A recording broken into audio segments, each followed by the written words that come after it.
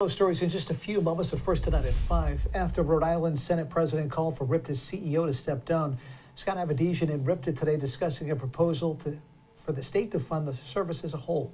Good evening and thanks for joining us tonight. I'm John DeLuca. And I'm Tiffany Murphy. That resolution, though, tabled for today for further discussion. ABC 6 News reporter Daniel Coates was inside that meeting and joins us live in Providence. Daniel? John, Tiffany, good evening. That RIPTA board made it very clear to me this afternoon in that meeting that this is merely step one of a multi-step process that could take multiple years as well and cost the state of Rhode Island hundreds of millions of dollars. A request that could top $300 million a year. RIPTA now calling on Governor McKee, Senate President Ruggiero, and the state of Rhode Island to fully fund the transportation system ahead of federal funds running dry. The resolution tabled until RIPTA's next meeting as language is being modified. And I think the more information we have, the better off we're going to be. So getting input for the next month from all of our board members will be really helpful.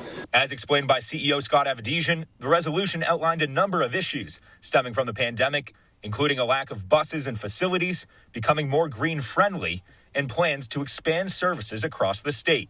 The resolution, supported by the public as well, is being finalized before a likely passing vote is made, supported by Avedisian himself. Well, I think we've always been very fortunate that we have a congressional delegation that's been very supportive. Making our best case to them by taking our time and crafting the right language is the best thing for this agency. Ruggiero last month requested Avedisian step down for, quote, unacceptable management gaffes, including a lack of drivers that impacted the transportation of students to school and regular disruptions in bus routes and schedules. I just think we need a transit professional in the state that really knows transit.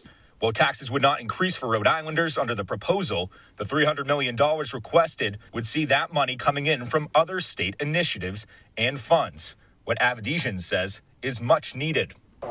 Understanding that during the pandemic, we never cut service because we knew that transit-dependent Rhode Islanders were already facing enough and needed still to get places.